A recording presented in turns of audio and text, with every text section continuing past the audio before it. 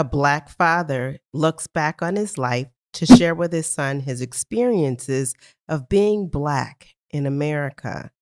He tells him of love, of culture, of education, of history, and of the dangers and struggles he will face as a world looks upon and treats him as disposable. The father, Ta-Nehisi Coates, the book Between the World and Me. And you're listening to Lit Society. Let's get lit. Let's get lit.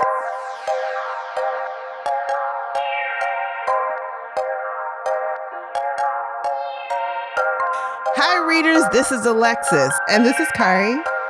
And you're listening to Lit Society, a podcast about books and drama.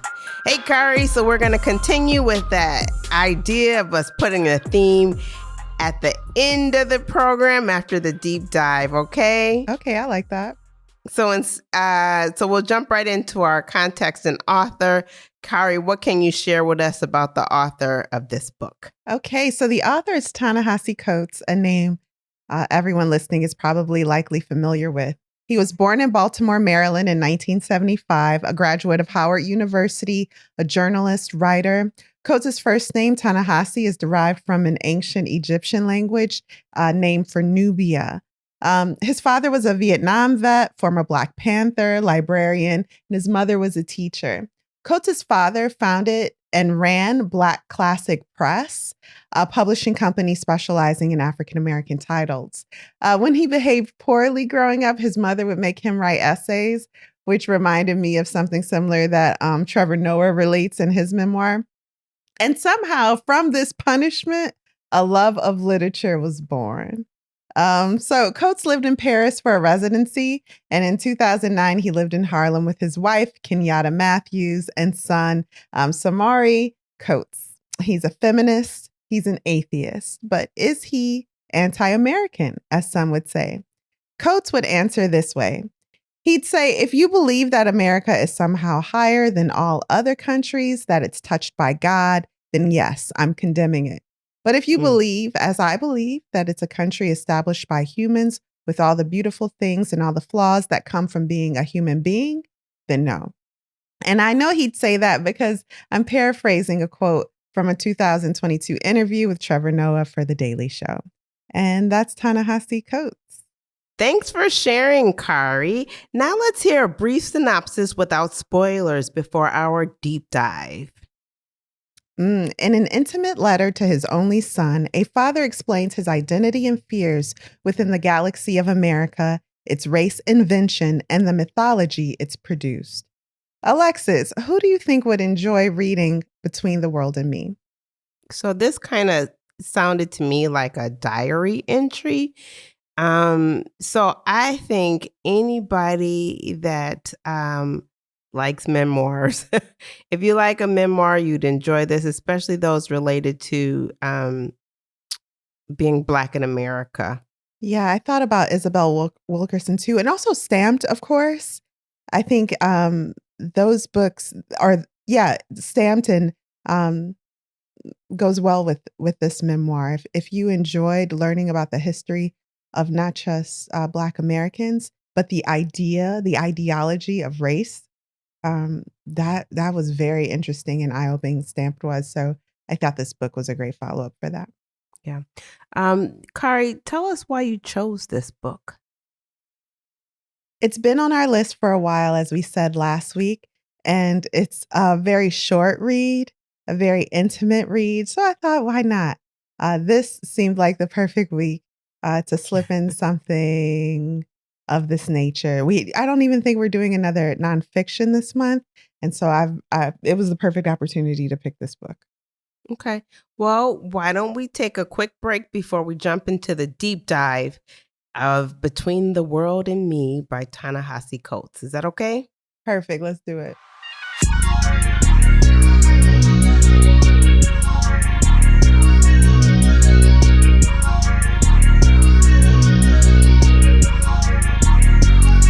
We're back. Kari, are you ready to take that deep dive into Between the World and Me? Yes, yes, I am. Let's do it. Here we go. All right. So, Between the World and Me by Ta-Nehisi Coates begins with a word from Richard Wright in his poem, Between the World and Me. And that quote is, "And one morning while in the woods, I stumbled suddenly upon the thing, stumbled upon it in a grassy clearing guarded by scaly oaks and elms, and the sooty details of the scene rose, thrusting themselves between the world and me."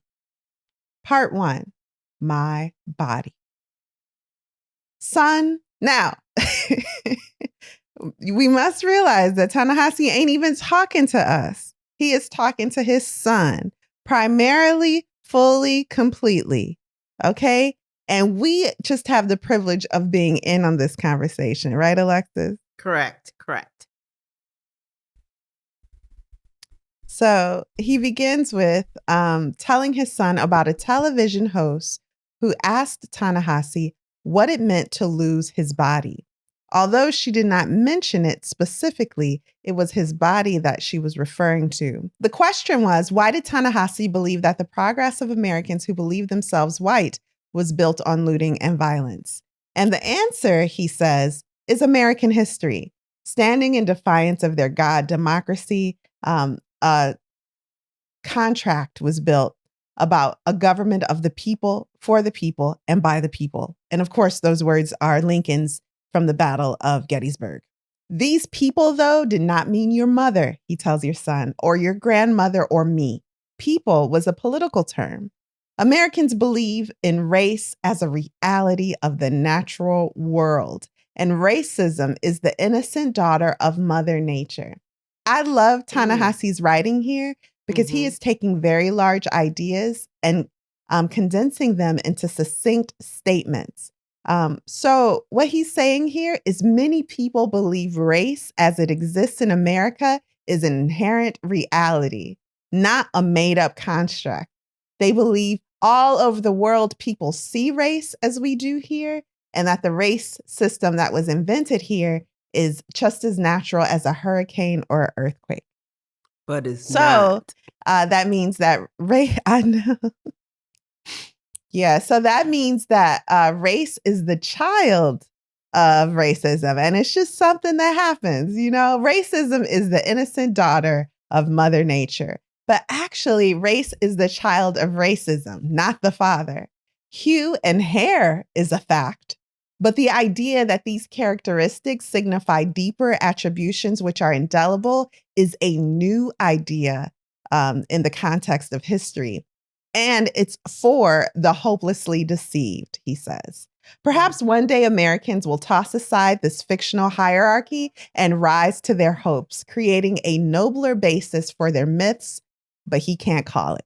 He like, maybe everybody will be better and more woke and freer, Exactly. But I don't know, son. So what are you thinking? This is just the beginning of the book. And what are you thinking so far? I'm like, wait, what is he talking about? That's where I am. But then I had to think back and I recalled he's not talking to me. So I don't need to know right away. I can take some time to think about it. Yeah, mind your business, but also don't, because we're going to keep reading. So exactly. The idea of being white, Ta-Nehisi goes on to say, was not achieved through ice cream socials and wine tasting, shade, but the pillaging of life, labor, and land by taking away the bodies and rights of others. It didn't start on the golf course. It started on the plantation. Well, actually, we read Stamped even a little before that. Very interesting stuff. And it's historical. It's like, oh, yeah, of course we were never taught this. And this is actually an education intrinsic to our identity as Americans that we have to learn outside of school. But whatever. So America, Ta-Nehisi again goes on, believes itself to be the most noble nation to ever exist. Live with the fruits of our history and ignore the great evil done, but this is not our luxury as Black Americans, he tells his son. So you're going to see a lot of people just conveniently ignoring or being purposely obtuse to the facts of history, but you can't do that. So get it out your head. You need to know the truth. And as your daddy, I'm about to tell you. Now you know, son, that the police department is endowed with the right to destroy your body. Never mind if it is the result of an unfortunate overreaction or misunderstanding. The destroyers will rarely be held responsible. And this is an old truth for Black people. So let's move on. Ta-Nehisi is sad for his son, he says, who does not have the privilege to believe the dream that so many are sedated by. He fears most whenever his son leaves him, but he's not unique in this fear. And then he goes on to explain something I thought in a very profound way. He talks about the fear he's seen in other Black people since his adolescence. The puffy coats and the effects of boys in his neighborhood growing up were evidence of their fear. They clothed themselves in these possessions as a way to guard themselves against what they feared, whether that be poverty, whether that be the loss of agency. This was the way even the way they stood showed that they were afraid.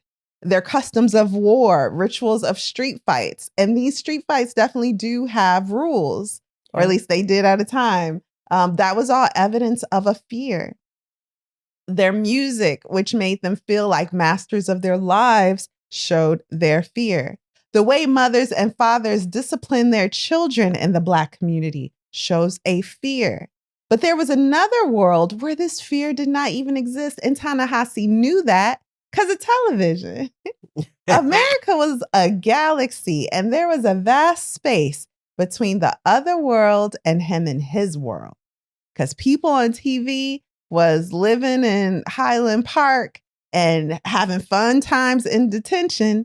And he was like, this is a very interesting world. I do not know. Mayberry, what?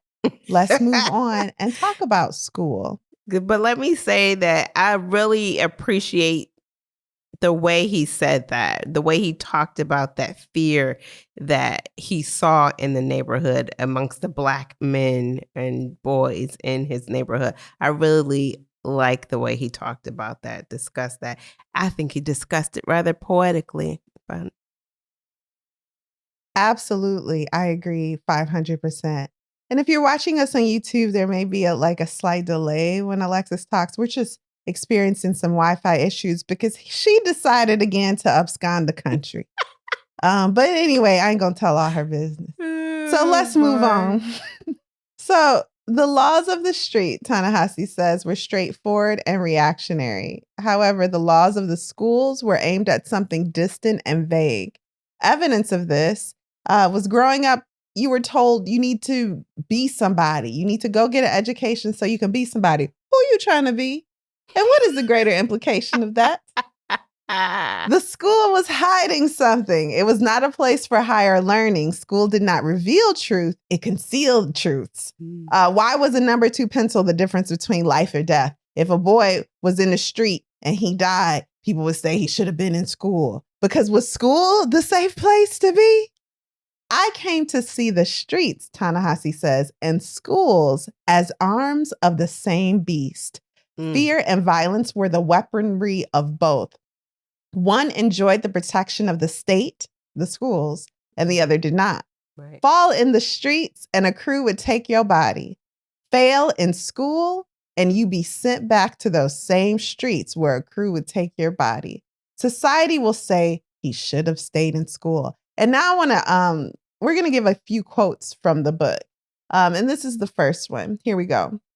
Very few will claim they are in favor of Black Americans being left to the streets, but a large number of people will do all they can to preserve the dream, quote unquote.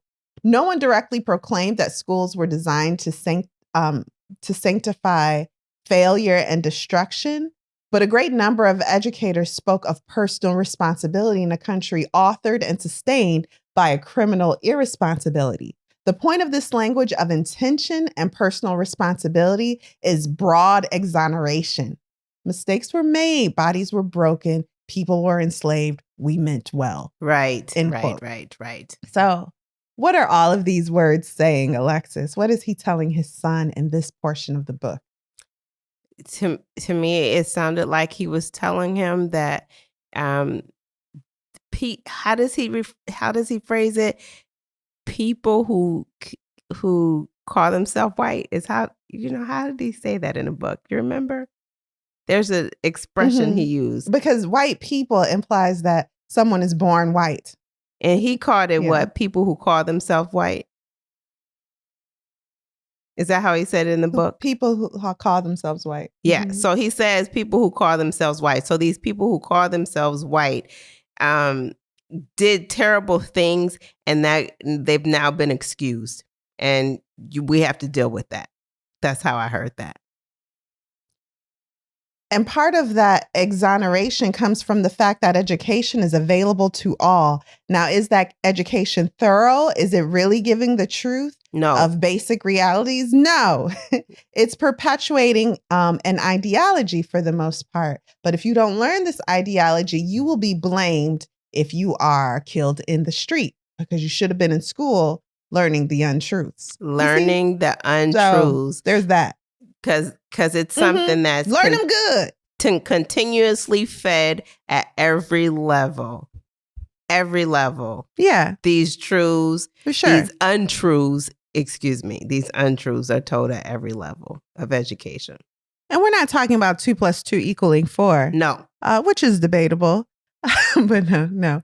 We're talking about some men having the divine right to do terrible, evil things and then being praised. Even though they have shown themselves to be terrible and evil.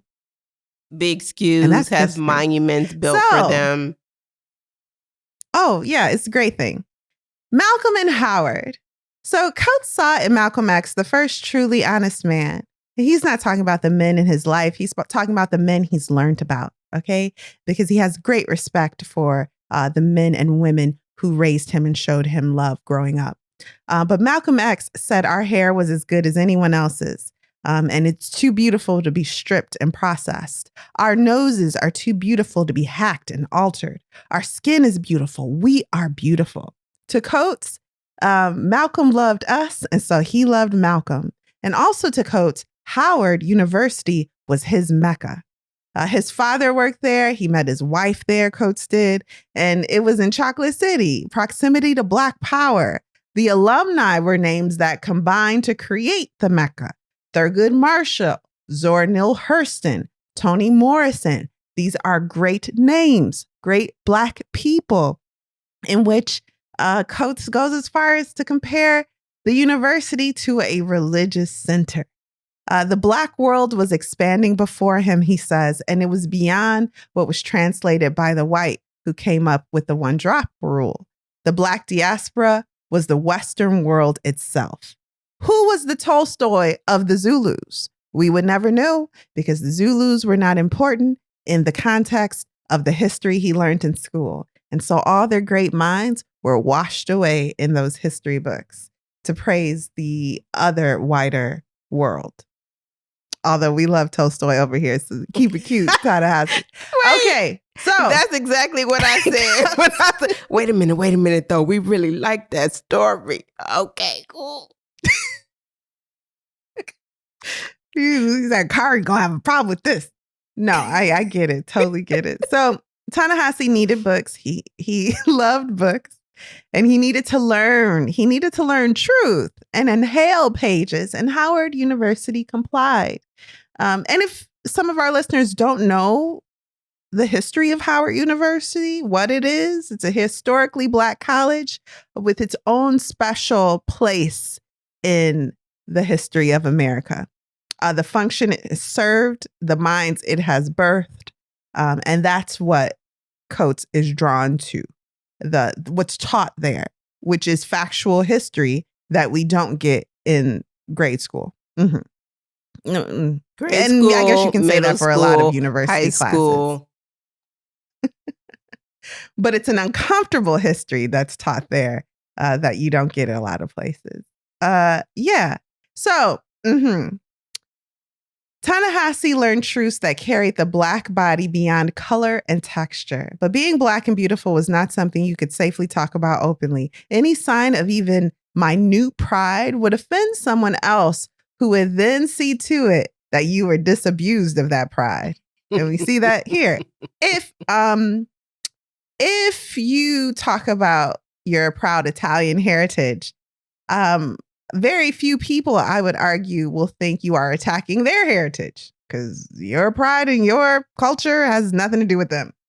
But if you talk about being proud of your Black American history, you may offend people who think you should not be proud of it because that attacks their culture. It's a very weird, very, very unique situation. Very, very, very, very weird. Extra varies added on top. Yeah. So Black leaders sold Black people to the enslavers. Someone will say if you are content even with your history and culture. Don't blame the colonizers. Blame the Black rulers and people in power in Africa who sold bodies to the colonizers. Aren't those the same Black kings that supposedly birthed a civilization? And what about the Black bodies in prison today? Isn't it their fault they're there? Mm-hmm. So there is a conversation always being had about if you should have even the smallest bit or drop of pride in who you are and where you come from if you are a certain person. Coates saw Howard as a place for freedom that covered identity and proclivities. Eventually, he met his wife, the mother of his son. Another quote, he says, "I am not a cynic. I love you.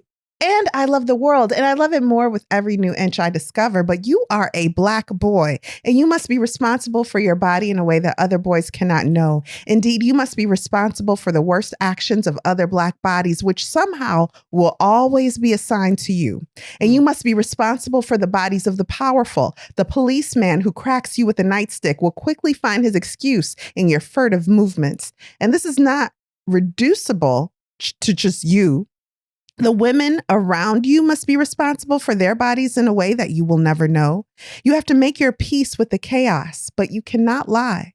You cannot forget how much they took from us and how they transfigured our very bodies into sugar, tobacco, cotton, and gold. So you must know," end quote. So you must know the truth, but don't let that truth drive you crazy. You must still succeed. You must still be yourself. You must still be happy. Otherwise, how will you be alive? And then Coates goes on to describe his relationship with Prince Jones. And it was, he was vicariously friends with Prince Jones, it sounds like, because Jones loved a girl with long dreads who Coates enjoyed spending time with. But Coates had love for this boy, Prince Jones. He would smile whenever he saw him. He does remember Jones being just if you hear Prince Jones, you expect somebody handsome, tall, brown, the son of a doctor, which Prince Jones was all those things. But he was also kind.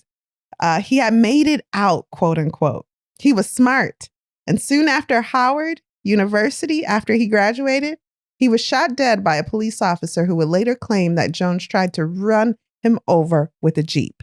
But in Coates' mind and heart, it wasn't the officer that killed Jones as much as it was the system that facilitated the murder. Okay, so Coates was reading a news report and saw that a boy had been shot dead in Maryland by a police officer. This was not an odd occurrence. It was not an anomaly. Right. So he didn't even look at the name. Later on, he did go ahead and look at that name. And what he saw, he could not believe. It was Prince Jones, the same boy he'd went to Howard University with. He called people he knew in school at that time, and they were shocked.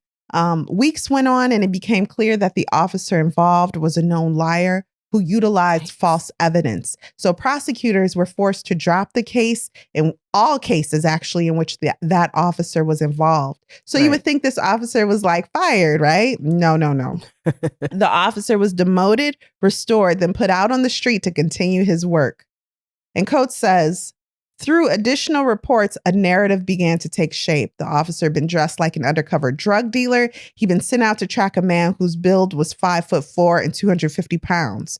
We know from the coroner that Prince's body was 6'3" and 211. We know that the other man was apprehended later, the true man that everyone was looking for. The charges against him were dropped. None of this mattered. We know that his superior sent this officer to follow Prince from Maryland through Washington, D.C. and into Virginia, where the officer shot Prince several times. We know that the officer confronted Prince with his gun drawn and no badge. We know that the officer claims he shot because Prince tried to run him over with his Jeep. We know that the authorities charged with investigating the shooting did very little to investigate the officer and did everything in their power to investigate Prince Jones. This investigation produced no information which would explain why Prince Jones would suddenly shift his ambitions from college to cop killing. This officer, given maximum power, bore minimum responsibility. He was charged with nothing. He was punished by no one, and he returned to work.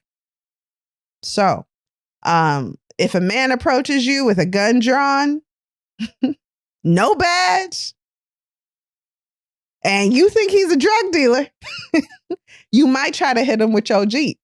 And I think that's light, like, right? Because you're trying to get home to your family and whatnot. Where he got shot. Mm-hmm. And in the eyes of the justice system, no one's at fault. Nothing could save those beautiful bodies at Coates' Mecca from the gun of an officer. And that officer was Black. Mm-hmm. So the education that he should have stayed in school. Mm-hmm. All those excuses are thrown out the window in a situation, right? Then it's just bad place, wrong time, wrong place, wrong time. Right. You know, people have little idioms to neatly put away such tragedies. 2 months before September 11th, Coates moved to New York with his wife and son. Coates was a bit of a struggle bus at this time.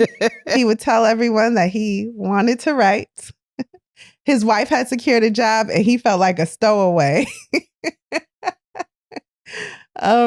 And then soon the tragedy of September 11th happened and Coates felt detached from it because he felt like he'd been living through a tragedy. His family had been living through a tragedy and no one cared. And then this performative unity that occurred after the tragedy, he felt was just so disingenuous. He didn't have things, he told his son, but he had people and he had love at that time and throughout his life. And he wants his son to know that. Now, another quote. Some days I would take the train to Manhattan and there was so much money everywhere, money flowing out of bistros and cafes. No, pause. You ever been really broke, especially after college? And you like, how do people got money for anything? Folks be at the cafe every day. For their regular $6 cup coffee, $6 cup of coffee. Yeah, like that's all I got to eat with today. Y'all blowing it on lattes. How does this happen? He says, as he kept traveling, though, he saw how it happened. He said, money in the limestones and brownstones, money out on West Broadway where white people spilled out of wine bars with sloshing glasses and without police. I would see these people at the club, drunken, laughing, challenging break dancers to battles. They would be destroyed and humiliated in these battles, but afterward, they would give dap, laugh, order more beers. They were utterly fearless. I didn't understand it until I looked out on the street. That was where I saw white parents pushing double wide strollers down gentrifying Harlem boulevards in t-shirts and jogging shorts, or I saw them lost in conversation with each other, mother and father, while their sons commanded entire sidewalks with their tricycles. The galaxy, he realized, belonged to them. Then there's an episode at the theater. Do you remember this, Alexis? He just saw a show in the Upper West Side. Is this where he said something to the woman? Yeah, so his son's 5 years old, and a woman pushes the boy and says, "Move, come on, push the 5-year-old." That's so weird. And what did Daddy do? Weird. What Ta-Nehisi Coates do? That's just weird behavior. Okay, he called her out on that garbage. And some man. Yeah, and the woman was shocked. Yeah, shocked that you could get away with that. That you cannot get away with that. Mm-hmm. Now, not that the devil needs advocating, but to play the advocate, I have many a time wanted to tell a child, move out of my way. All push the them too a little time. bit. All the time. But you know why I don't do it? You know why I But don't you do don't it? do it. Because I am afraid of getting punched in the face by a righteous parent. Exactly. Because I would be in the wrong. Exactly. I wouldn't even be able to say nothing as I picked my face up off the ground. But this woman who may not have said this to another child, may not have physically touched and pushed another 5-year-old, felt okay and comfortable after the theater. So folks is like dressed up and having a nice night with their family. She felt okay pushing this little black boy. In this time and space. Now, he don't tell us what he said. This time and space. Yeah. Because she wouldn't have done it if they were somewhere else. Yeah, so Ta-Nehisi, he turns around, he says something to the woman that he does not disclose to us or his son. I'm sorry, that's funny to me. And a man watching tells him, I'll have you arrested. Okay. Oh, I was And what goes mad through Ta-Nehisi's mind? This man really could have me arrested and taken away from my family. Yeah. I don't like that. Yeah, I don't like that at all. Mecca. He forgot all of that. I don't like that. I don't like that. How can that man say that to you? And what is it based on? Even though Ta-Nehisi didn't and one thing tell us what he said, he didn't do anything to the woman. He said something to the woman is what he told us. Yeah, he didn't touch her. So how you having him arrested? How and under what? And so that is offensive. Sorry, I got to kick my cat. She eating all my cords. Oh, yeah. Wait, is that what I heard? Right. Is she eating cords? Is she eating cords? I just had to throw that in there. Is that what I heard? Okay. Alexis, before you try to frame our producer, are you going to have her arrested? Oh, man. I'm going to have Alexis, was it you? arrested. In whiteface. Alexis always trying to have somebody arrested. But this is a very sombering scene because this man having a visceral reaction to his baby being assaulted is threatened with being arrested, and it's a valid threat. And so he has to dial down the protection of his son so as to not risk being taken away from his family. This is really deep, dark, and a situation that many fathers in our families probably know really well. Yeah. So anyway, Coates' feelings and the outcome in this situation really, it startled him. This whole situation startled him. And one thing he mentions is that the man didn't have anything to say when the woman actually pushed the 5-year-old boy. But when Ta-Nehisi said something to the woman, that's when the man said, I could have you arrested. So what does that show? Ta-Nehisi says, because they believe themselves to be white, they would rather subscribe to the myth of Trayvon Martin's slight teenager, hands full of candy and soft drinks, transforming into a murderous juggernaut.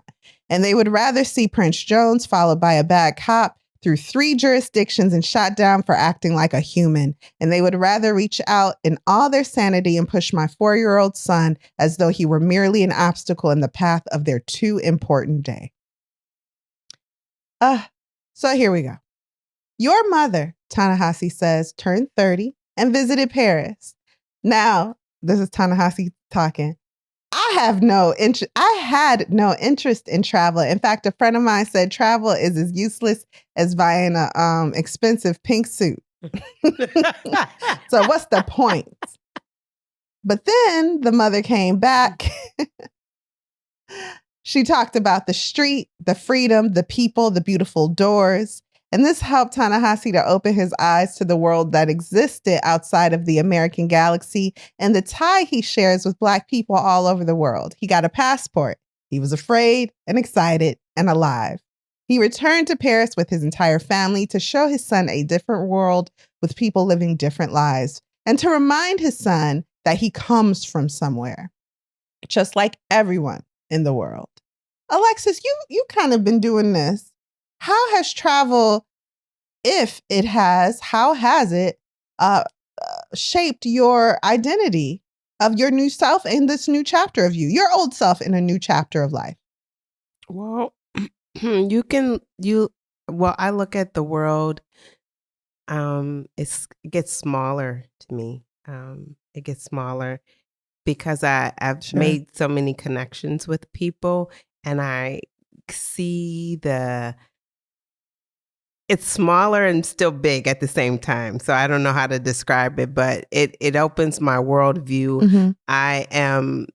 I try to be more respectful of others and what they think, feel, and believe, and allow them that space without. And I don't feel like I ever did this before, but even more so, I do my best to allow people their space to be who they are, because everybody's not American. Right. I love the contrasting terms that you're using to explain something so clearly. The world is smaller and it's helped you expand your view, broaden your views. I love that because that's really how it works.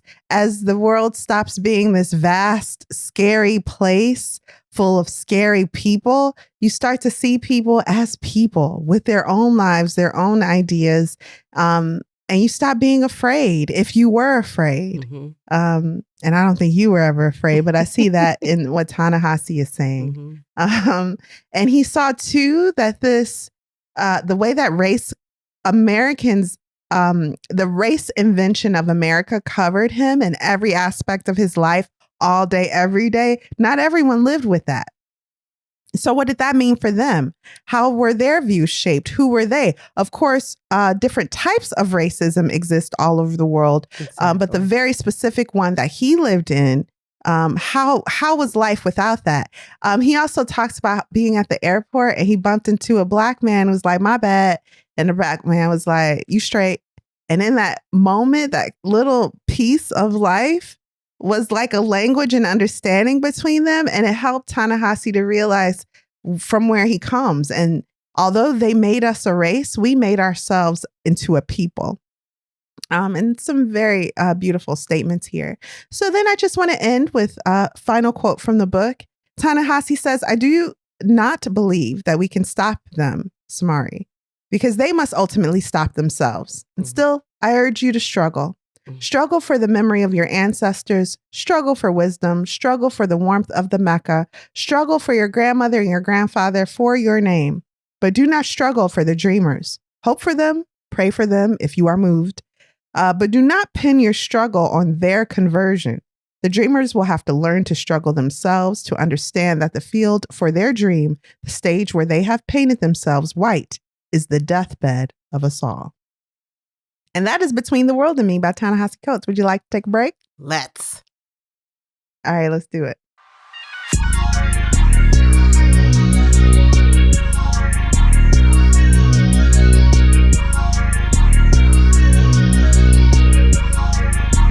And we're back.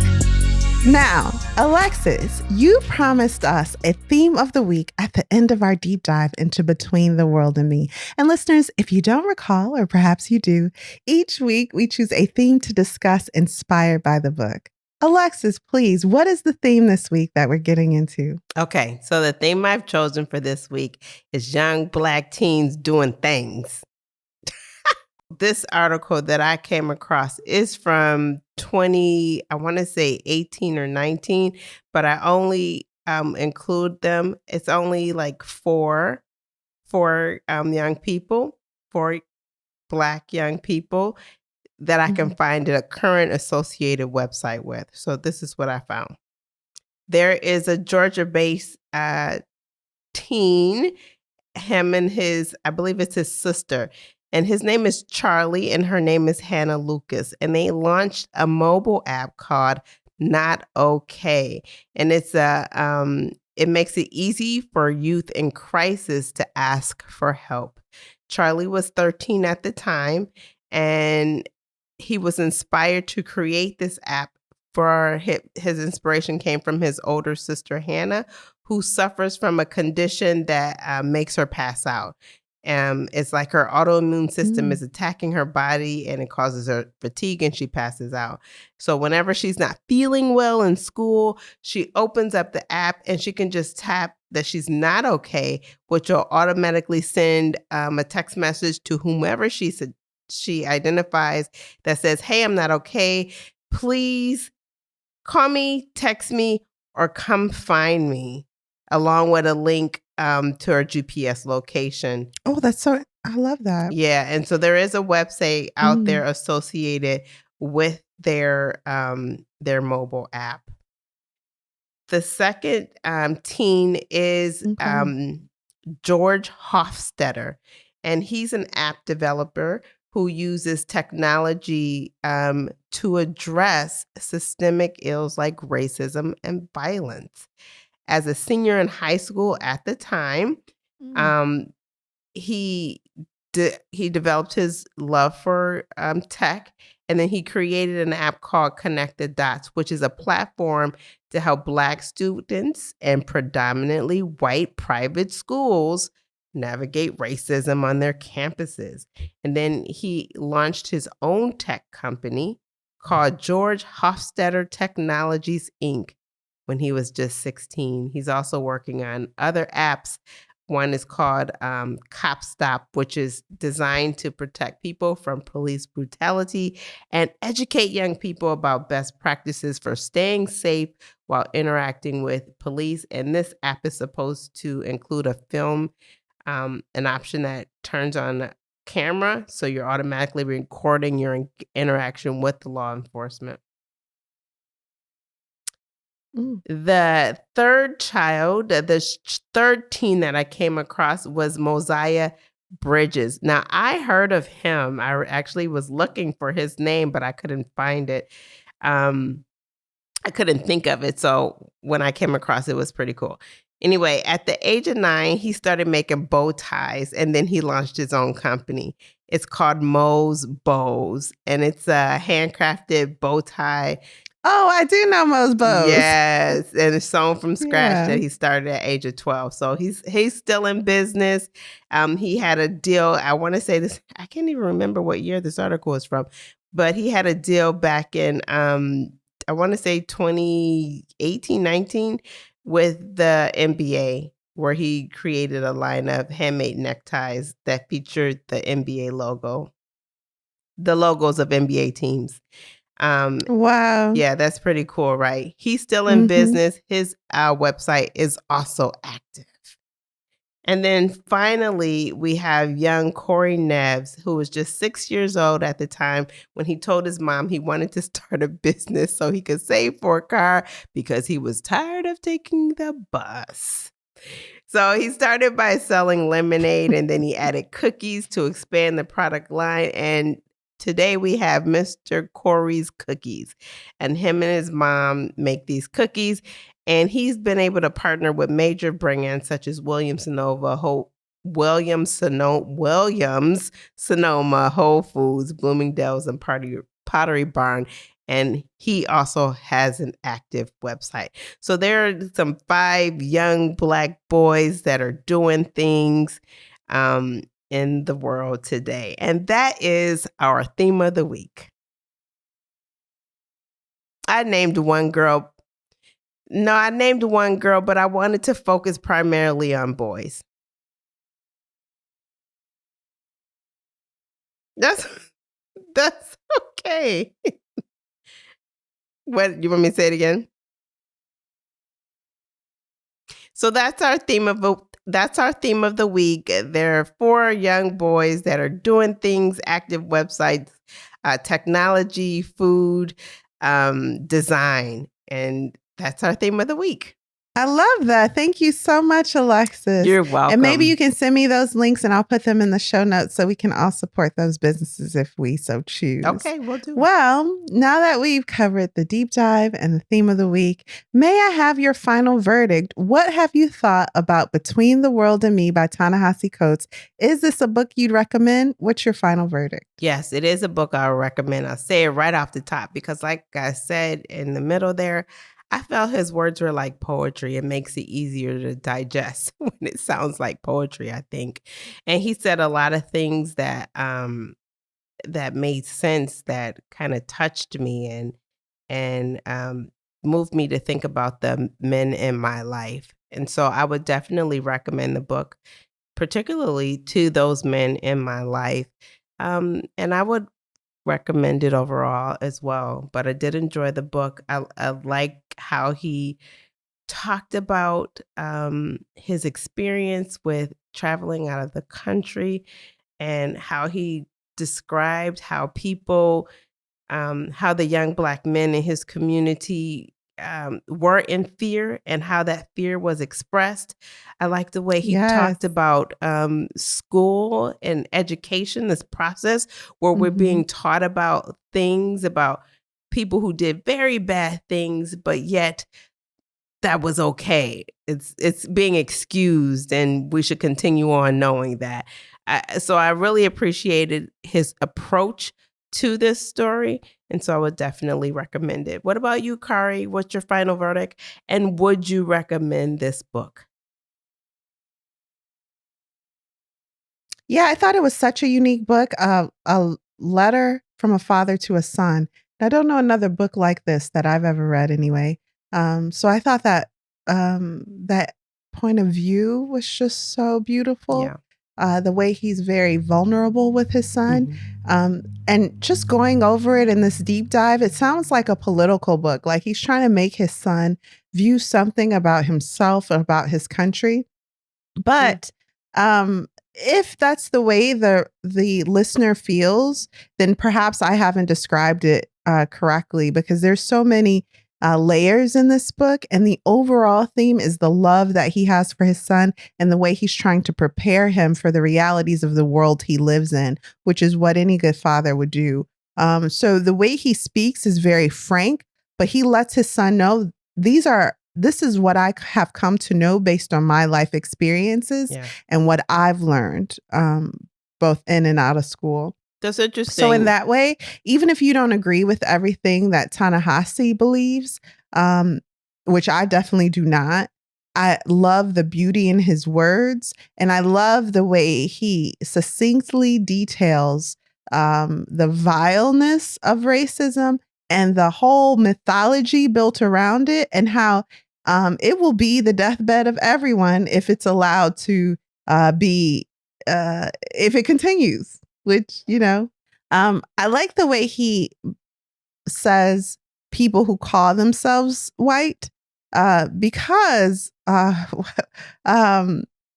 it's not because the effects of the racial system aren't real. It's because the idea of race is not a natural one. It's not something that is organic. And a lot of people just don't know that. I don't think I knew that before educating myself. And so I like that he's giving that education to his son early and letting him know that you don't have to allow others to shape your identity, but you do have to know how to move in this world so that you can keep your body and keep your Vanity. agency as much as possible. Mhm. So yeah, I'd recommend it. I thought it was really beautiful, very intimate. He's very honest about himself to his son when talking about his emotions, his fears, his desires, the things he went through in life before he met his son's mother, his wife, and how he feels about his family now. How intimacy and just hugging his son and putting his son to bed, that those things don't come naturally to him, although he's always had love in his life. Those are skills that he learned from his son's mother, from his wife. So beautiful things like that, I think. And also the book is very economically put together. It's not a long letter, I would say, at all. This is a book you could read in a day and a half. It's under 150 pages, I think. So Yes, I yeah, could read definitely this recommend book it. I in a think it day and goes a well half. in a curriculum that talks about Black history and Black Americans in this country. So after you read Isabel Wilkerson, and after you read Stamped, after you read Ibram, you go ahead and read this too, please. Add that to the curriculum.